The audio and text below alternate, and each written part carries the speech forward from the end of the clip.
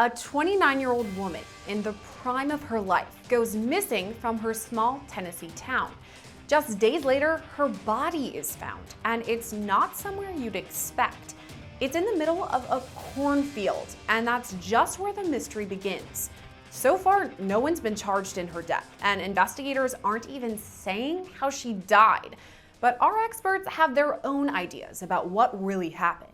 I do have a strong suspicion that they may very well make it be some sort of homicide. So could murder charges be on the way? That remains to be seen, but what we do already have is a suspect in custody, charged with abuse of a corpse and tampering with evidence. So did that suspect kill her? It looks like there was something that happened and that he may very well have been responsible for it. We don't know yet, but the puzzle pieces are kind of leading us to that conclusion.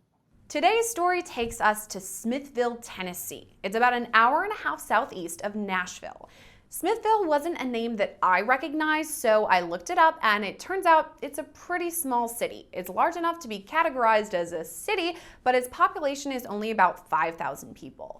It's in DeKalb County, Tennessee, and is surrounded by several other rural counties, including Warren County. Remember that name, it's going to come back. So the reason we're talking about Smithfield is because of this woman, 29-year-old Rebecca Maxfield. In early August, Rebecca disappeared. Friends and family were completely in the dark about where she could have gone. So after a few days, one of her friends reports her missing. This is on August 4th. That's when the investigation is open and law enforcement do start looking for Rebecca. And where's the first place to start? With her cell phone. That pinged for the last time in Warren County. Remember, the one neighboring Rebecca's home county? The investigation continues then until August 9th, when officials find Rebecca's body. She's in a car in the middle of a cornfield.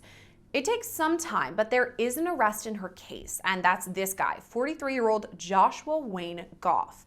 But remember, he's not even accused of her murder. Instead, he's up against charges of tampering with evidence and abuse of a corpse. So that's the basics of what we know right now about Rebecca's death, because the case is still under investigation and authorities aren't saying much. More on that part later.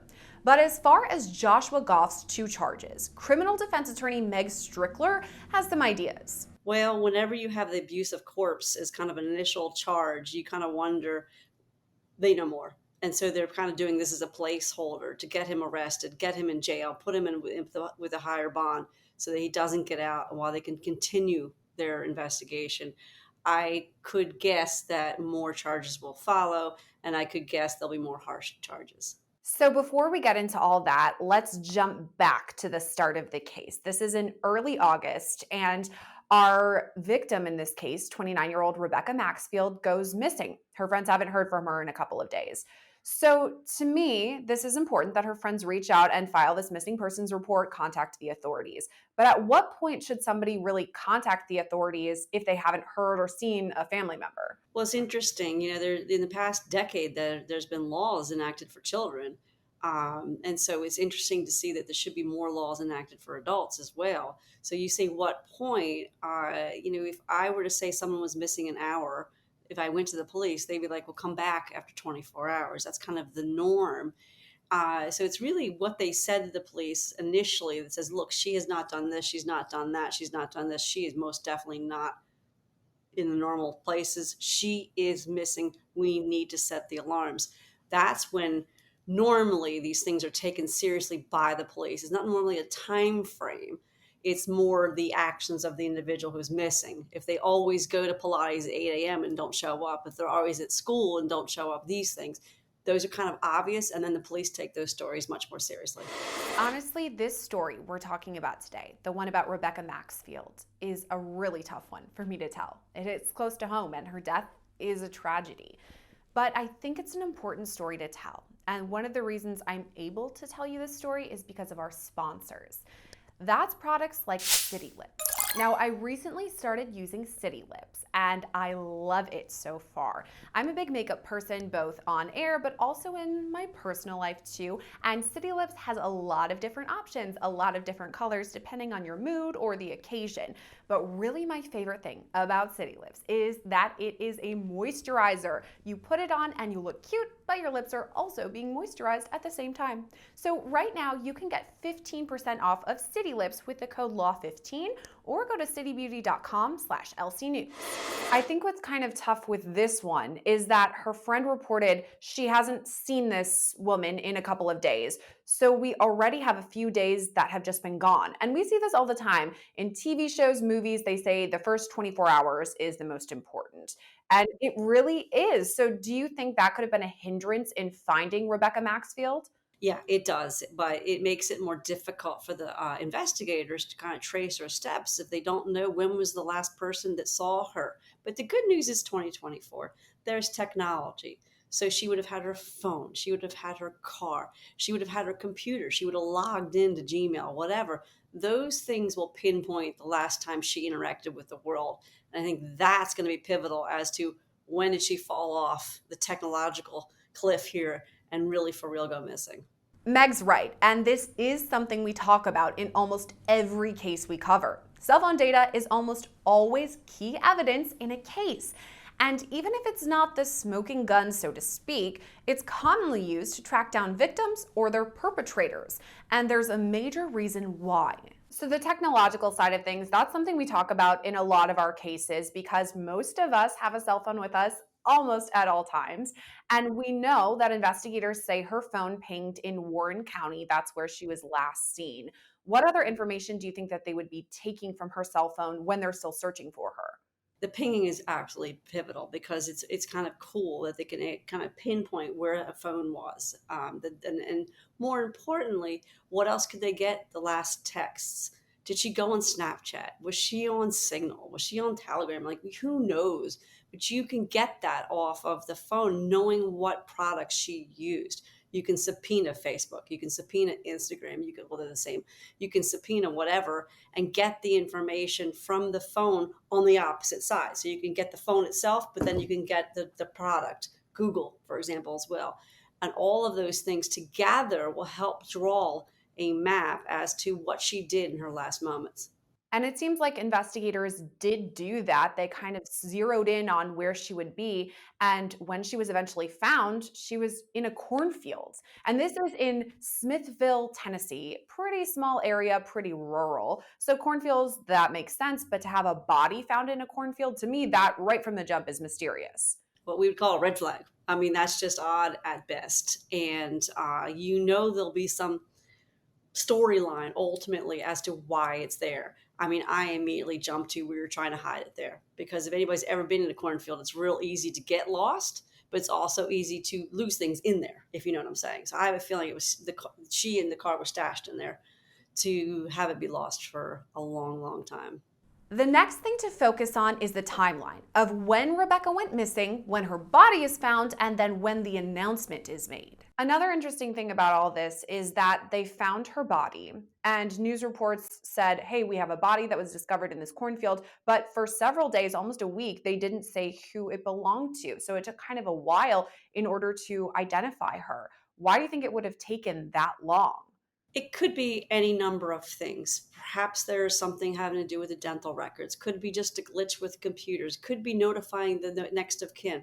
I don't really read into that as being particularly problematic. I think they want to make sure they have it right before they publish it to the press. Investigators did eventually announce that Rebecca had been found to the press, and a lot of local stations actually reported on it. So her community knew that she was found, but investigators left out a major bit of information. We also have a couple of question marks in that we don't know how she died yet. Investigators say this is still under investigation. Please send us any tips, things like that. So if it was a natural death, let's say, would they even still have an investigation open? I mean, that kind of gets me thinking that they would say, okay, she passed from whatever condition or whatever it may be. So to me, them not revealing this cause of death makes it seem a little more mysterious. Well, again, I think they're not going to publish it until they're confident. And obviously, there is some question. And so, until they get that question answered to a comfort level, they're not going to say how she died. Usually, as you are aware, they might say undeclared, undecided, we don't know yet. And I think that's where we're at. And they're not going to declare it one which way or the other.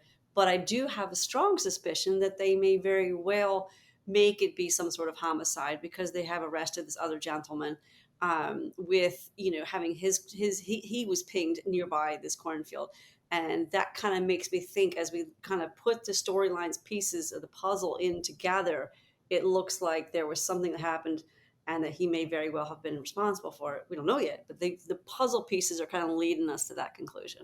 So the man you're referring to is the suspect involved in this case. He's 43-year-old Joshua Wayne Goff.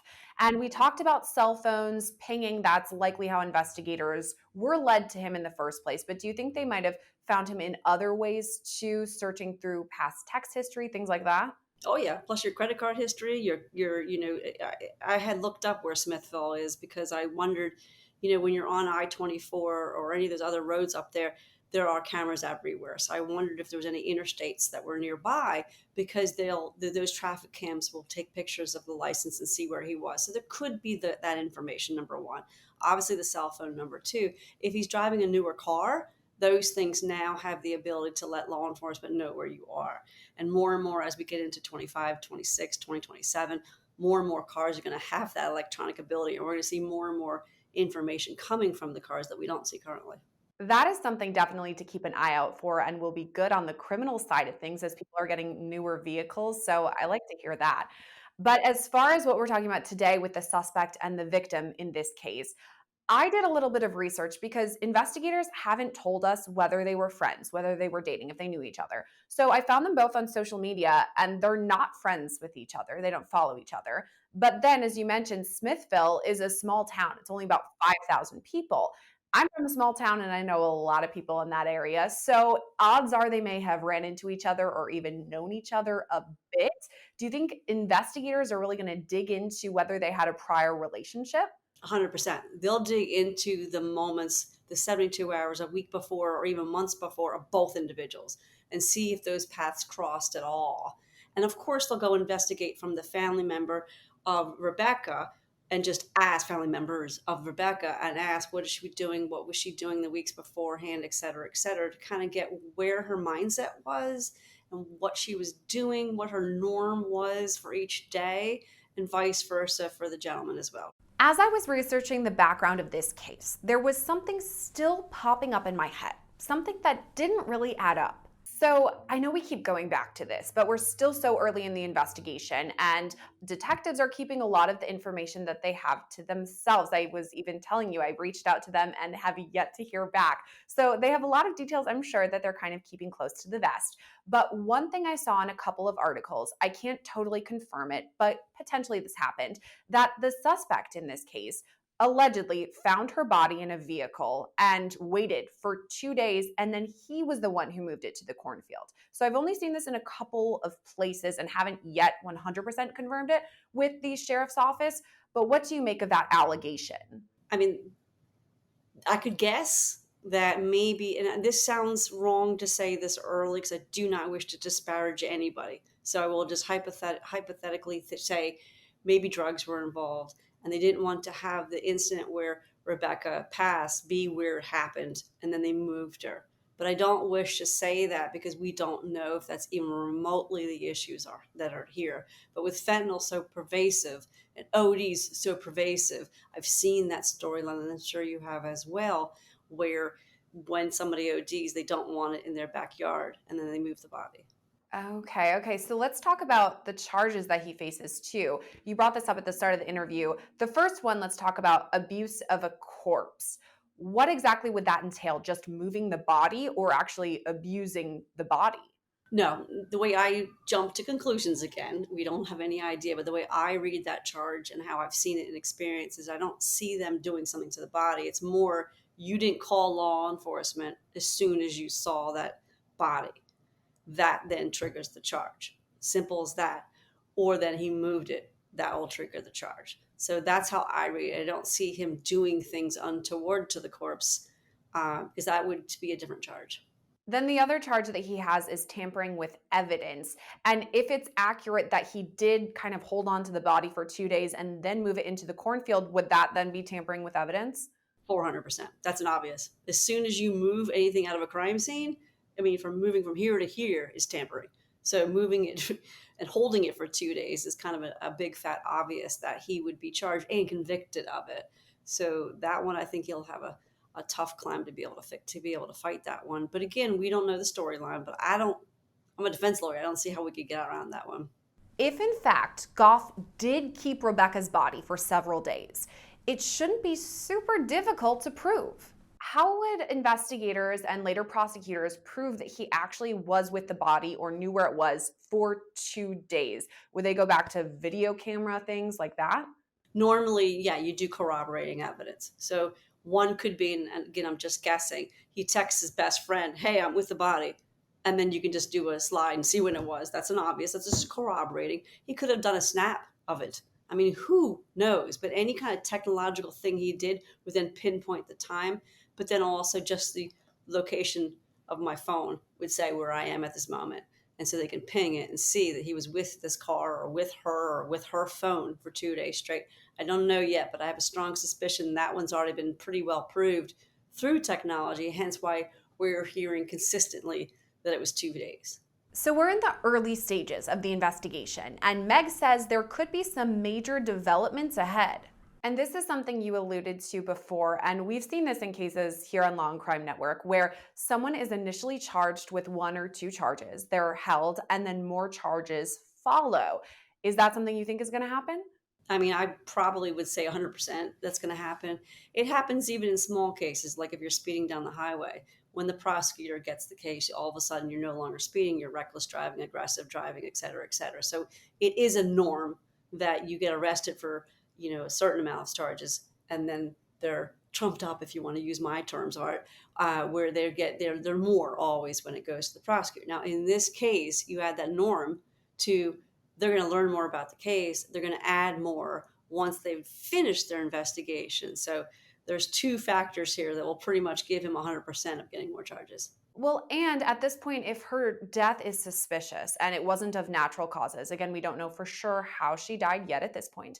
But is it possible that while they have this suspect in custody and he decides to talk, if that's the case, they're led to another person that potentially had something to do with her death and they could then charge him? I mean, there's a lot more that could come from his arrest as of right now.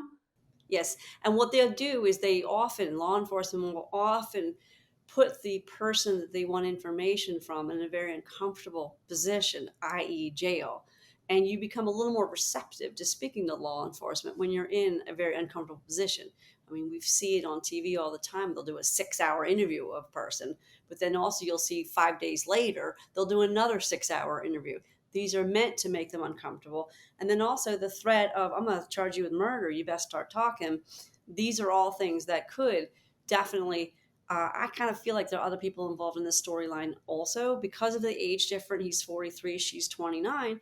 But I just feel like you said, small town, there's going to be other individuals involved along the way that created this situation. We don't know what they are yet, but I'm pretty confident there's somebody else involved. My next question for Meg is speculation about what could happen.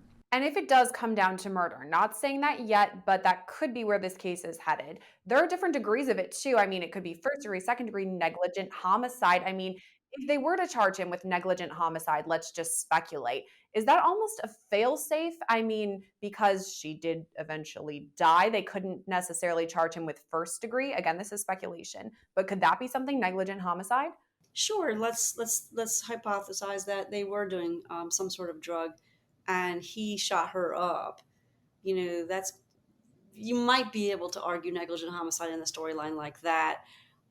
I don't know. If they got in a big fight, that would be a domestic situation. Again, the age difference makes me question that. I'm not saying a 29-year-old and a 43-year-old couldn't be dating, but as you've already depicted, we don't see any indication as of today that they knew each other well. So that's why I'm kind of jumping to the conclusion of drugs, which, as I keep saying, it's a big jump.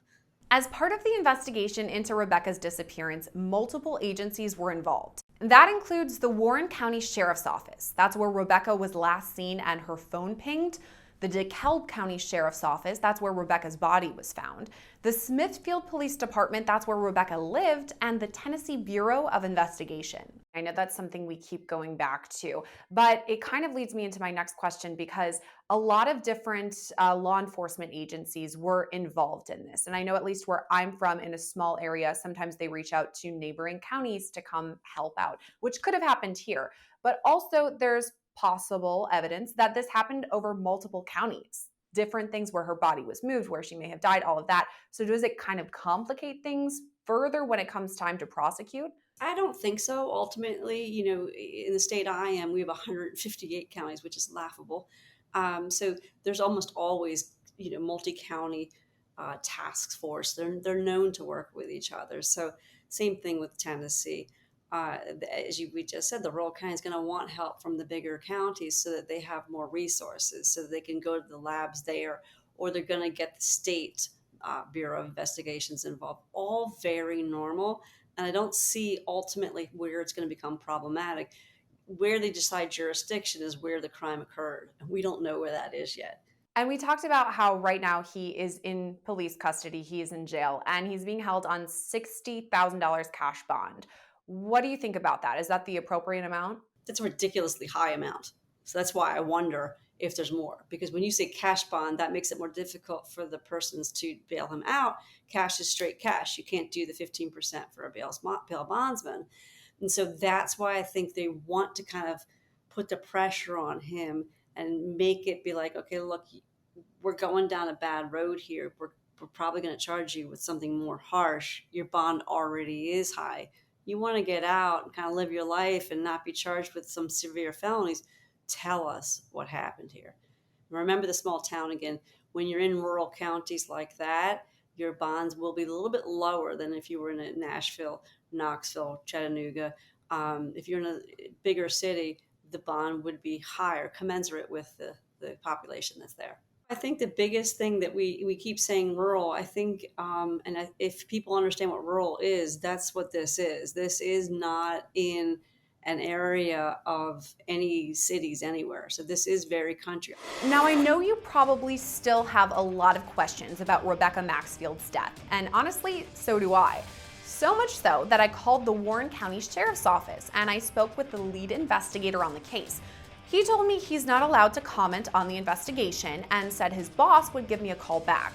But that didn't happen in time for this story. So all we know right now is that Goff is being held on $60,000 cash bond. And anyone with more information about Rebecca's death should contact the Warren County Sheriff's Office. Reporting for Law&Crime, I'm Gillespie.